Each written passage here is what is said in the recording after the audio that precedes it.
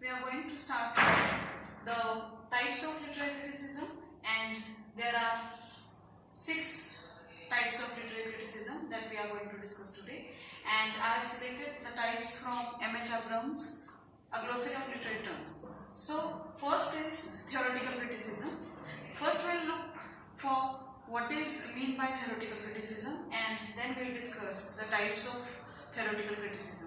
First of all, in last lectures we have seen that what is literature, what is criticism, what is literariness, why criticism is different from the general application. That means in general we say criticism has negative connotations, but in literary sense it is not negative kind of judgment. It is a kind of an objective analysis regarding literature. It is an expression of the views regarding literature. So that literary criticism here comments on literature, so that it is deeply associated with literature. So first of all, what are the types of criticism? In your subject Introduction to Literary Criticism in unit first, the third point is types of literary criticism, and the first is theoretical criticism. Now what is meant by theory? Theory is a set of principles, a set of formula, set of definitions, functions, and theoretically that particular information about particular subject can be called as theoretical knowledge. Here what is theoretical criticism is nothing but theory regarding literature. For example, criticism started from ancient periods. Criticism started from classical period, and from classical period onwards we started, we can say that it has its origins in the classical periods, and from classical period theoretical criticism began. Theoretical criticism is nothing but a set of definition regarding literature. For example, Aristotle in his Poetics studied tragedy, or we can say he commented on poetry in general or literature in general, and those were the first kinds of comments regarding literature, which can be now termed as theoretical approach towards literature.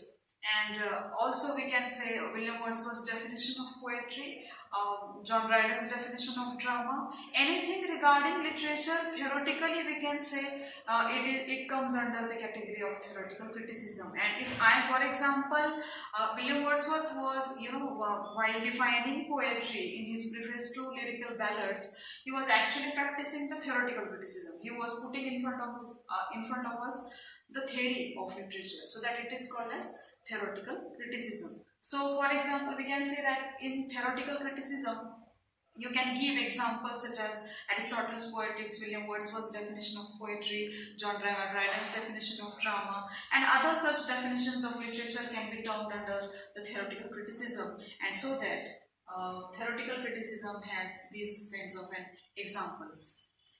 Second one is practical criticism. What is practical criticism? Practical criticism comes under the category where critics practically apply their knowledge, practically apply their theoretical the information regarding literature, and it can be now termed as, and we can say that they were practicing practical criticism. In practical criticism, vice versa, theoretical criticism, there is no theory as such. Actually, they are practicing their views in an actual way. For example, Samuel Johnson in his preface to Shakespeare was practicing practical criticism, where he put forwarded his opinions about Shakespeare's plays. He examined his merits and demerits, and so that his criticism can be called as practical criticism, because he was practicing his views regarding William Shakespeare's plays, and as an author he had studied his plays. So his criticism can be called as practical criticism. And as an examples we can say, for example, if I, as a reader, as a student of literature, if I am attempting an analysis of Daffodils, for example by William Wordsworth, then that would be practical criticism. In your last unit number 5 would be in the next term. In unit number 5 there would be practical analysis of poems, and there would be questions on practical criticism. There would be questions called as practical criticism, where you are going to apply your knowledge regarding poem. In your last year TYBA in S2 appreciation of poetry, you have studied the different forms of poems, different kinds of stanzas, meter, rhyme, rhythm, figure of speech, and everything related to poems we have studied in last year, and that knowledge you are now going to apply to an unseen poem, to an unknown poem, and you are going to apply your own interpretation, your own views regarding that poem, and that can be also be called as practical criticism. Third is expressive or subjective criticism. Means what? Expressive. The word itself tells you that it is related with an expression. Now, literature, traditionally it is called as that literature is a mirror of society. Literature reflects human life. Literature represents human life, where the human life is encoded through imagination and creativity it is represented. Literature, we can say literature is nothing but the collective writings, imaginative and creative writings by the writers and authors.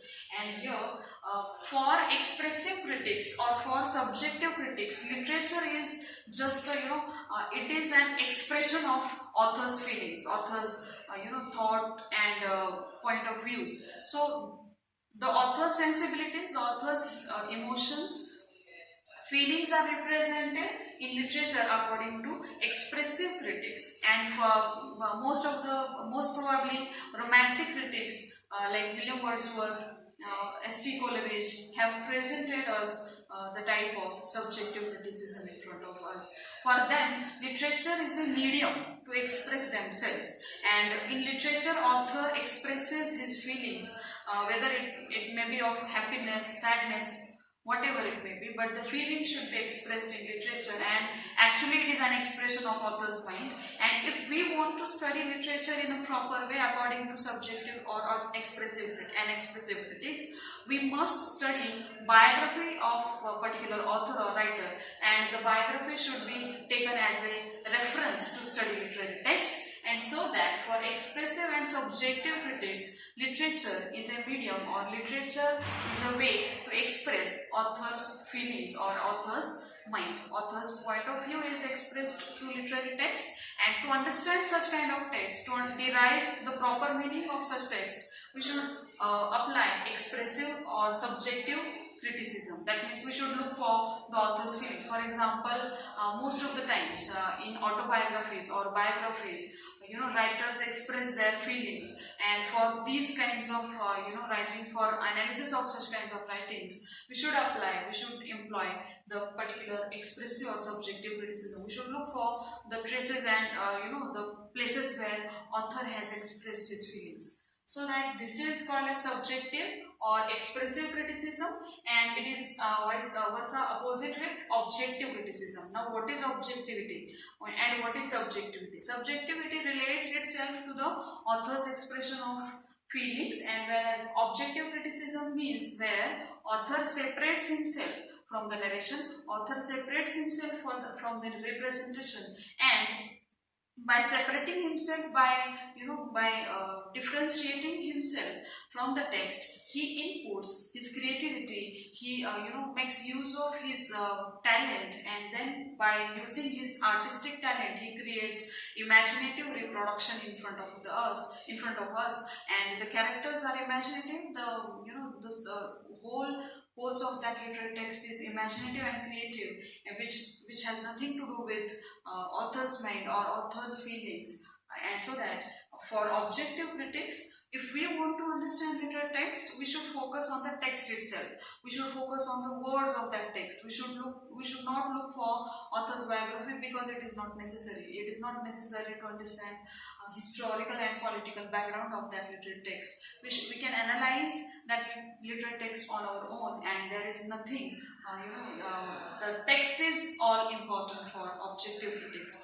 There is nothing called as author's biography which can be related to the text for the derivation of meaning. So that for objective critics, for objective kind of criticism, we should look only for the imaginative representation of human life in that particular literary text, and there is nothing that we should refer other than the text.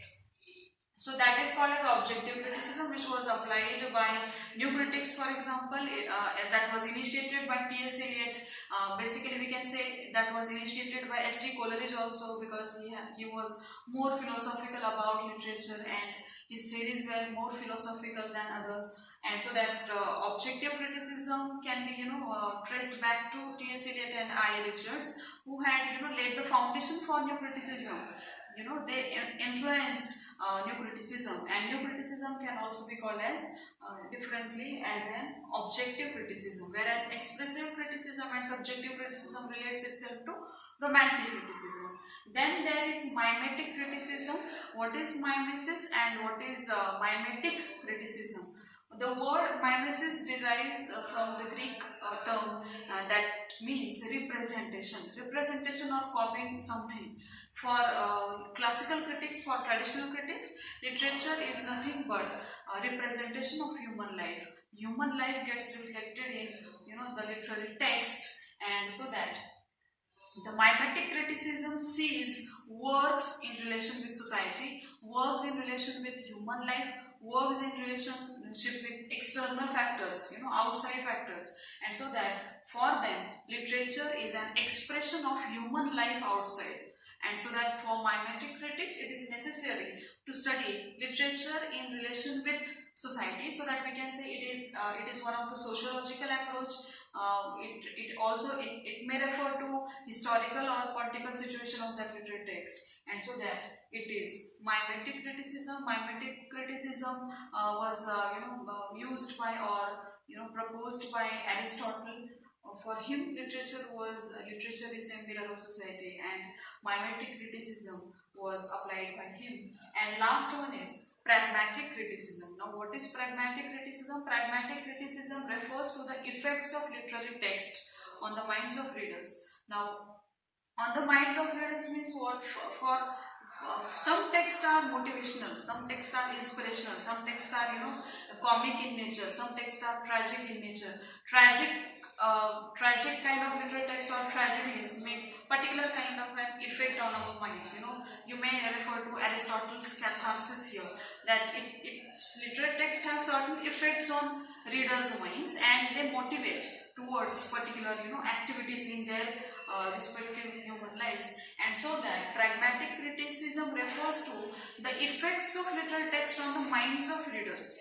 Okay, so it refers to the practical effects on the reader's mind, so that for them readers' emotions while going through that literary text are more important, and basically for them the basis of their criticism relates itself to literature literature rises some particular feelings in author's mind. They motivate us, they can demotivate us, they can give us courage, even we can have the discouragement of because of literature, because it has that particular unique feature that it can move us, it can lead us towards particular actions, and so that for pragmatic criticism, those particular effects on the reader's minds are more important than any other thing. So we have seen these 6 types of literary criticism today, and we have discussed the differences between them.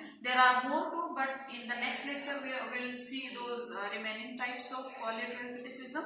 For today we have discussed the 6, and you can study the types of literary criticism in relation with each other. We can compare and contrast 2 types of literary criticism with each other, and then you can have, you can easily memorize these literary criticisms types. First of all, there is a theoretical criticism, which is particularly opposite with practical criticism.